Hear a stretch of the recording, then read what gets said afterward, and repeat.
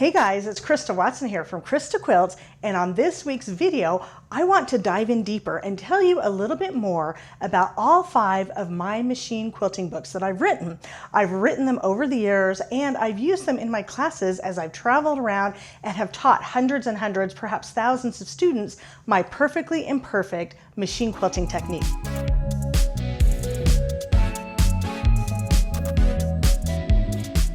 Now, you may or may not know, but recently Martingale, the publisher of my first 4 books, they closed their doors. And while that was a very sad time, I made the decision to go ahead and purchase the rights to all 4 of the books I'd written with them so I can make them available as a PDF indefinitely. My most recent book, which I wrote with C&T Publishing, is also available as a PDF. So now there's no excuse. You can have access to my books at any time. So now I want to tell you some behind the scenes stories of how each of the books came to be, as well as a trunk show of projects and inspiration from each book. So Machine Quilting with Style is the very first book that I wrote back in 2015. And the reason I decided to write a book is because I had been yearning to do this ever since I began quilting in the mid-90s. I had started teaching locally and did that several years on and off in between having kids, but I didn't think I was ready to go on and actually write a book. Well, that all changed when I attended the very first QuiltCon in 2013, and I met people in the industry. I met people that had less experience than I did, and they were actually writing and teaching and traveling nationally, and they really inspired me to set big dreams and achieve those dreams. So I set to work designing all the projects in the book, submitted it to Martingale, and you could have knocked me over with a feather when they said, yes, we love your idea, we want to publish your book. So that pretty much launched my machine quilting career in a professional way. So once this book came out in 2015, I started getting invitations to teach here and there and everywhere, to go on the road. My kids were old enough, everything in my life, all the little ducks were in a row, and so it was time to begin my journey. So this particular quilt behind me is called Facets, and it has special meaning to me. Not only was it the very first pattern that I designed for my very first book, I actually ended up entering it into a national quilt show, and it won a ribbon. And I love bringing it to class to tell my students, look closely, see all the imperfections in the quilt. It doesn't have to be perfect to be beautiful, and every now and then you can wow the judges as well. Even though that's not necessarily my intent, every now and when that happens, it's kind of like icing on the cake. So this is one of 12 projects in the book Machine Quilting with Style. In all of my books, I love giving you step-by-step instructions how to actually quilt your project. There's different projects in different books, and they focus on different techniques. But in my very first book, Machine Quilting with Style, all of the quilts had a little bit of a modern flair because I was just getting into modern quilting and experimenting. And all of my patterns that I write, they always answer the question, what if I did this? What if I did that? What if I combined different colors and styles and quilting plans? What am I going to come up with? And I figure, you know what? If I like this quilt I'm making, maybe you will too. So now let's go ahead and take a look at a virtual trunk show really quickly of all 12 projects in the book.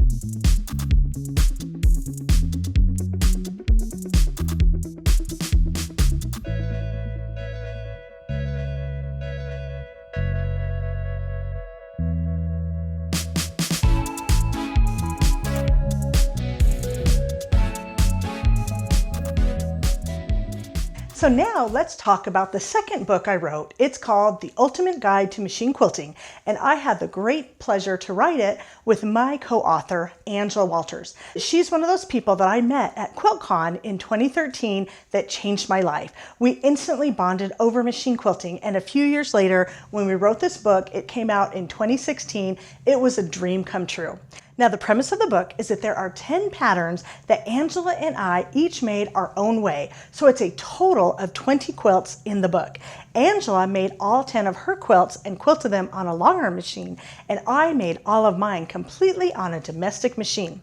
We each chose completely different fabrics and color schemes and quilting plans and patterns so that you have a wide variety of inspiration to choose from. So as I mentioned, there are 10 patterns in the book and a total of 20 beautiful quilts to look at. One of them behind me is called Quatrefoil. My version of this quilt was done in these really pretty pinky peach solid fabrics, and in fact, the majority of the quilts in the book are made from solids, so you can really see how the quilting affects the look of the quilt, and you can pick and choose different designs to go into different quilts. So when making this quilt, what I did is I kind of treated it like a machine quilting sampler. In each of these petals, I quilted a completely different machine quilting design, and I tried out different variations. In this quilt alone, there are over a dozen different machine quilting designs, and it's so fun to make. By the way, before I get into it, I just want to remind you, this book is now completely out of print. The only way to get it is as a PDF download, and the nice thing about that, especially for my international friends, is you have access to it at your fingertips. You don't have to worry about shipping. You don't have to worry about finding a copy of it. You can have access to this anytime you like. So let's take a look at the projects, and hopefully you'll be inspired.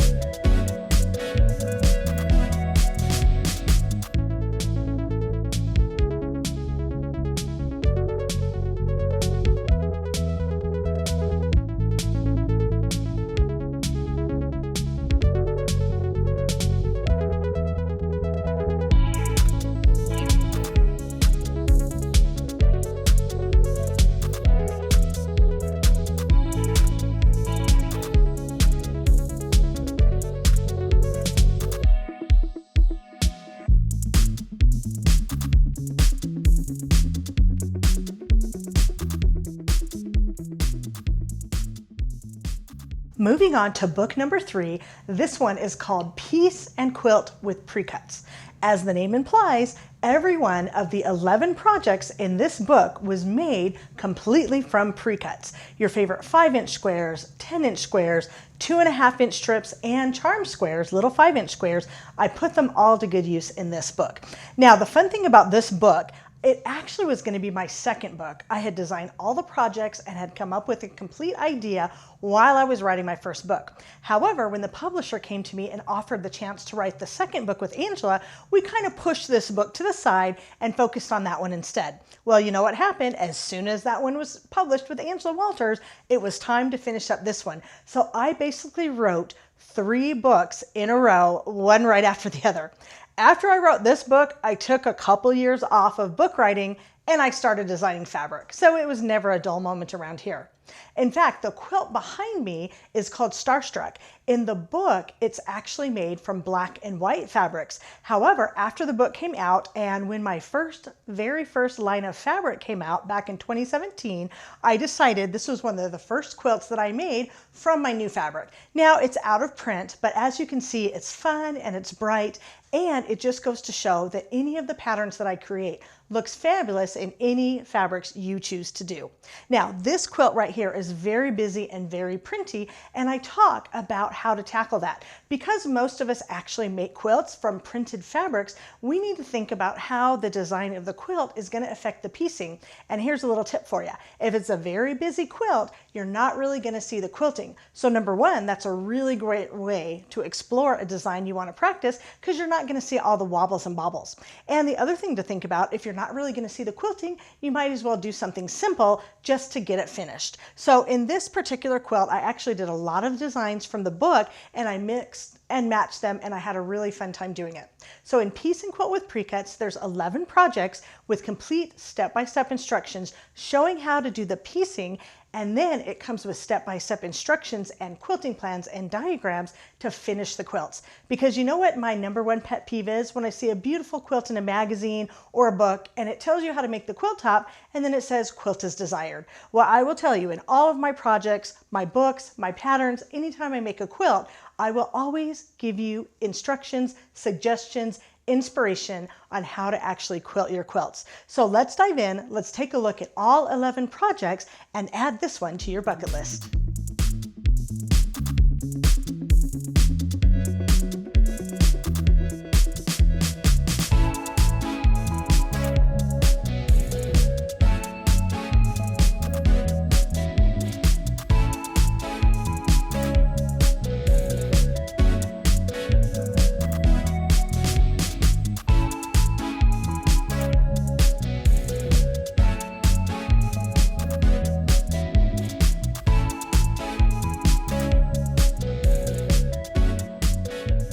Now, book number 4 is called 99 Machine Quilting Designs. And as the name implies, it doesn't have any pieced pattern. It's completely practice samples, 99 of them to be exact.